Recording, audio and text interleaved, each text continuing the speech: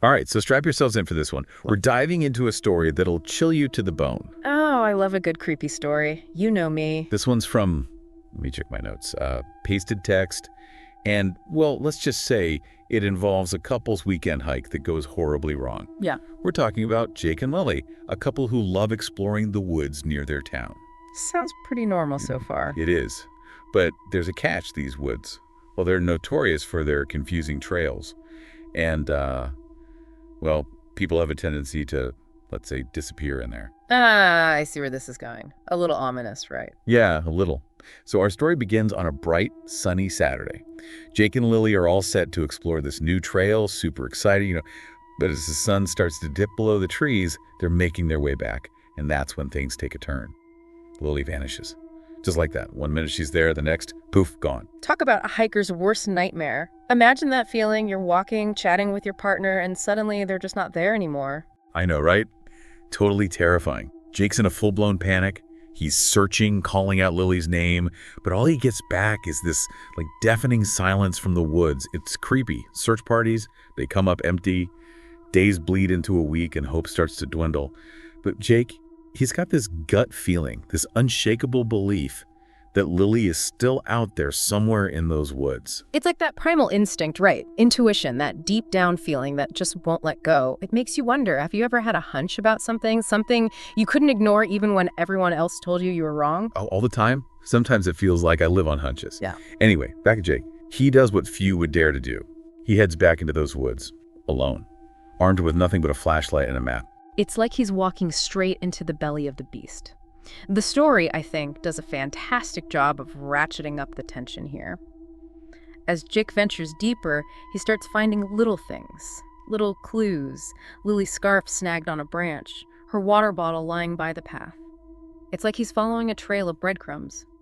But instead of leading him to safety, it's drawing him further into danger, don't you think? Oh, absolutely. The breadcrumbs are leading him straight into the witch's oven. And then the whispers start, faint at first, almost like the wind rustling through the leaves, but gradually growing louder, swirling all around him, almost like they're beckoning him, tempting him deeper into the woods with the promise of finding Lily. It's that classic horror trope, isn't it? The call. It makes you wonder if Jake's really in control at this point, or if something's manipulating him, playing on his desperate need to find Lily. Oh, he's being played for sure. These whispers, they lead him to a clearing, but it's bathed in this strange, almost unnatural light. And right in the center, there it is, a massive ancient tree. And I mean ancient. Its roots, they're pulsing like a heartbeat. And standing in front of this tree is Lily. Classic imagery, right? The ancient tree, possibly a portal, right? The symbolism is strong here. The tree as a conduit to another world. Absolutely. But there's something off about Lily. Her eyes, they're vacant. And she's surrounded by these shadowy figures whispering just out of sight in the trees. Those shadowy figures, I mean, they're like the embodiment of all the fear and dread that's been building throughout the story. They tap into that deep-seated fear we all have, the things that lurk just beyond our understanding, the things we can't explain. It's like looking into the abyss.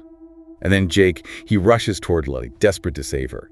But as he gets closer, her face, it contorts into this sinister grin. And the whispers, they get louder. They drown out Jake's calls. It hits him.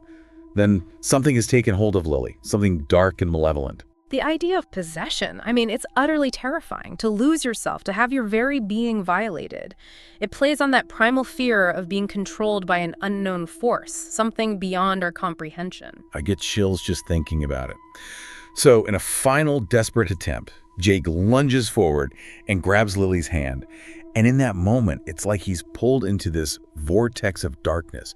Visions, all these vivid, terrifying visions of the people who disappeared in the woods. They flood his mind, their faces twisted in anguish, their souls trapped. He sees the true nature of the forest. It's terrifying. It's not just about being lost in the woods physically anymore, is it? It goes deeper, much deeper. This idea that the missing people, their essence, their experiences, are absorbed into the forest itself. Almost like the woods are feeding off of their fear and despair. Makes you think twice about going for a hike, doesn't it? Definitely makes you rethink those solo camping trips. But somehow, Jake manages to break free. He pulls Lily away from that pulsating tree, and they run. They flee that clearing, the anguished cries of those trapped souls echoing after them.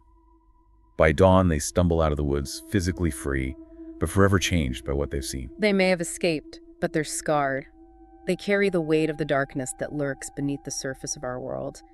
It makes you question everything you thought you knew, right? The places we consider safe, maybe there's more to them than meets the eye, maybe a hidden depth that we can't fully grasp.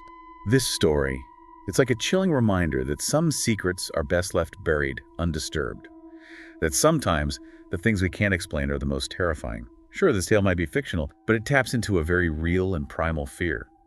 The fragility of our own minds when faced with the truly unknown. It leaves us with a haunting question, doesn't it? What really happened in those woods? Was the forest itself malevolent? Or was it a gateway to something older, something more powerful, something beyond our understanding of the world? And if so, what else could be out there, lurking just beyond our perception, waiting to be discovered? That's something worth pondering, don't you think? It definitely is. Well, on that note, I think we've given everyone plenty to chew on for today. I'd say so. Until next time, stay curious, but maybe avoid any creepy whispering woods, all right? Good advice.